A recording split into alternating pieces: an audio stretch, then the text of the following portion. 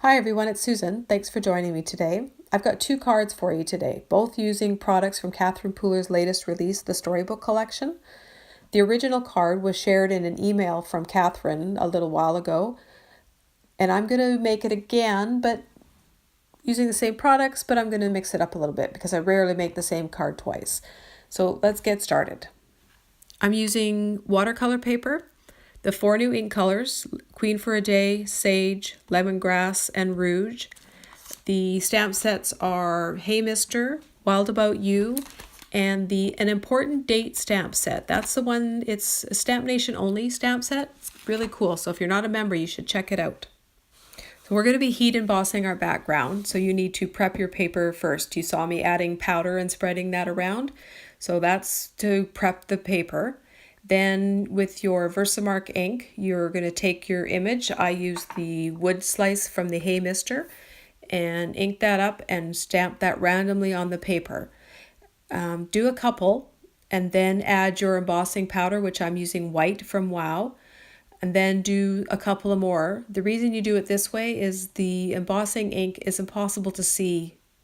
Well, you can see a little bit, but it's really hard to see on that paper. So do it in sections because as you add your powder, you can see it better. So once you have it all inked up the way you like it, heat set it with your heat tool.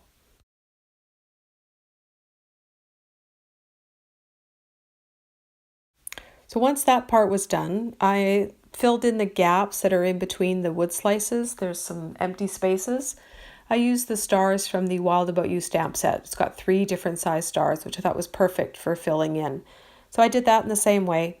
Inked up my image with Versamark, stamped it in the areas that I wanted it, added some embossing powder, and then heat set that with my heat gun.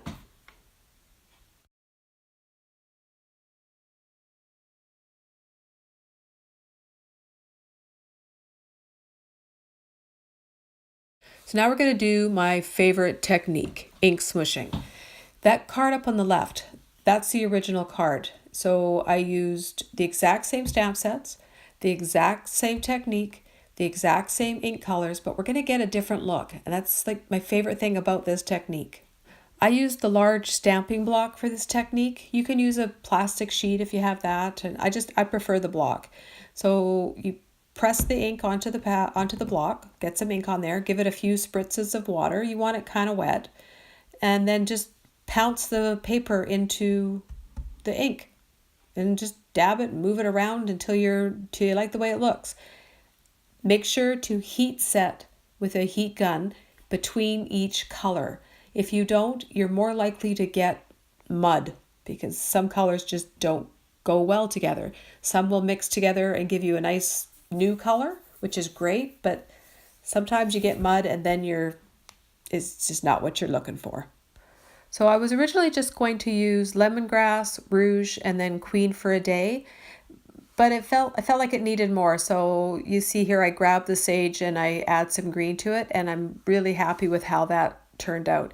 It's a little different than the original, but like I said, when you're swishing around inks, you never know what you're going to get. So I like the way it turned out. So once it was all dry, I decided it needed just a little bit of something more. So I grabbed the lemongrass because I like that one. It's nice and bright and cheery. So I spritzed it with water and added that onto there, and it helped to really brighten it up a bit. So to put the card together, I grabbed one of the dies from the postage Stampin' Dies, Catherine Pooler designs as well. And I love the stitched edge on this one. I wasn't sure how I was going to cut it out, and I decided to do it off to the edge, and that way that piece on the right there is a little extra for another card. So 2 for 1, right? I added craft foam to the back of the card panel. I use craft foam because it helps to keep the card flat when you're covering the whole piece, especially when you're using watercolor paper. It helps to keep the whole thing flat. I decided to use the cake from An Important Date stamp set, and then for the sentiment, I grabbed another Stamp Nation only stamp set called Happy Birthday Sentiments, that one there, and I used the sentiment Yay for Cake. I wanted to emboss it on colored cardstock, which I didn't have, so I made it. I took the ink pad, swiped it on some cardstock, white cardstock, and voila, you've got color cardstock, whatever color you want. Once that was dry, I prepped it with my powder tool, stamped the sentiment with Versamark ink, and then sprinkled on the embossing powder. One of the tips I can give you for using the heat guns is heat from the underside first. Get your heat gun nice and warm, and then heat from the underside first. It stops, you're less likely to burn anything. Like sometimes if you hold the gun too close, you can burn the powder. This warms it up all nicely, and you're not going to do that. And just finish that off by wiping away the powder with a cloth, and it's all set. I added the panel to the card base now, and then that little strip that's underneath the sentiment, I stamped, that's from the An Important Date stamp set. I stamped that in black, and then it's got a zigzagged edge on the bottom. I cut all the paper away from that to give that an actual zigzag look to it. And then I added that with some craft foam to the card base.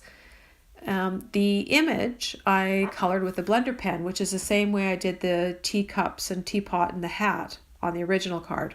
So there again, I'm using one of the same techniques. So you just pick up a little bit of ink with your blender pen, brush it on lightly. You can always build up color. It's harder to take color away, so just go on lightly and add more if you want more.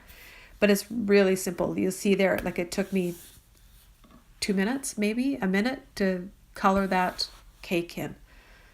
I added some craft foam to the back of that, and then you'll see in a second there that I just add that to the card, and then that finishes it off. It's really very simple. There's a lot of different techniques in there, but it's a really very simple card to make.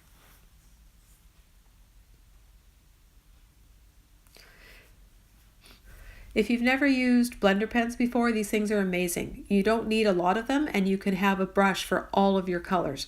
You see me there, like I ink it up, I add my color to the cake, and then when I want a new color, I just brush it off on a scratch piece of paper until the nib runs clear. The nib itself will stain, but it doesn't transfer the ink to the next color. It's amazing. So that's it for me today. I had a ton of fun making these cards. I hope you'll give this technique a try if you haven't done so already. It's a great way to build up your stash for panels to reach for when you're making cards. Here's a closer look at them. Thanks so much for joining me. If you haven't subscribed already, I'd love it if you'd click the subscribe button and hit that bell too, so you'll be notified of when I make new videos. Thanks very much. Have a great day.